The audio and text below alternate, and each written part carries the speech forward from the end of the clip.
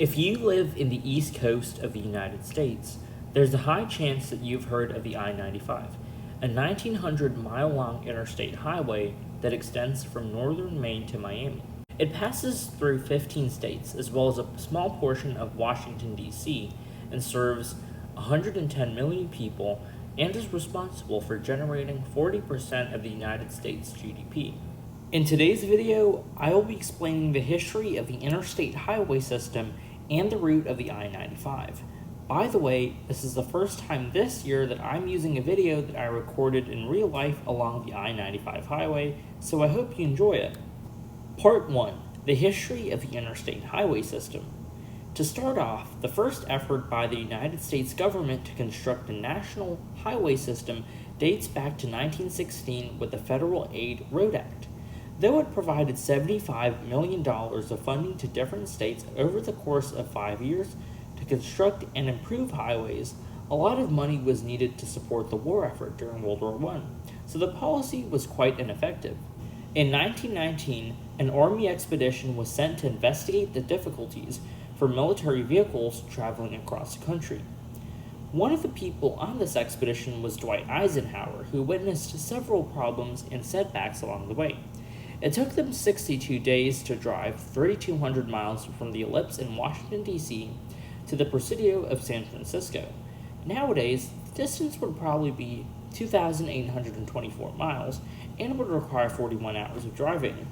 It would probably take the average person a little over 4 days to reach the Presidio of San Francisco from the Ellipse, which is still much faster than the 1919 expedition. 34 years later, Dwight D. Eisenhower became the President of the United States. President Eisenhower was a strong supporter of establishing a national highway system, and in 1954, he appointed General Lucius D. Clay to be in charge of a committee that proposed a plan for an interstate highway system. Eventually, the Federal Aid Highway Act of 1956 was passed, which made the federal government pay 90% of the construction fees for 40,000 miles of highway that linked cities with a population of greater than 50,000 people. Thus, the construction of the I-95 began. Before 1956, there were already expressways in place, especially in New England. The highway was mostly completed in the 1970s, but it took until 2018 for the last section of the I-95 to be completed. Part 2. The I-95 and its route. The I-95 starts in Miami, Florida, and passes through Fort Lauderdale, West Palm Beach, Melbourne, Daytona Beach, St. Augustine, and Jacksonville. Then it enters Georgia and passes through Brunswick and Savannah. Then it enters South Carolina, and the only major city that's close to the I-95 is Florence.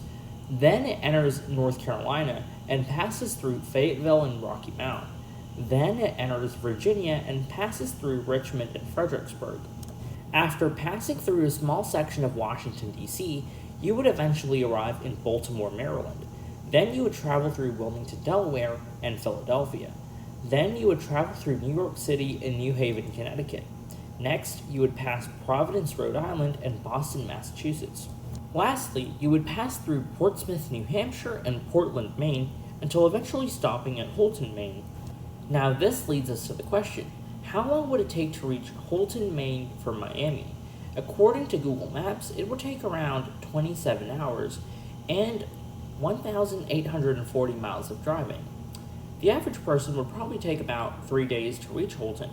However, if you were planning to have a road trip along the I-95, I would strongly recommend you to spend at least 5 days along the I-95 to visit every major city along the way. Now, a major trick in determining which direction an interstate is going is by looking at the ending number.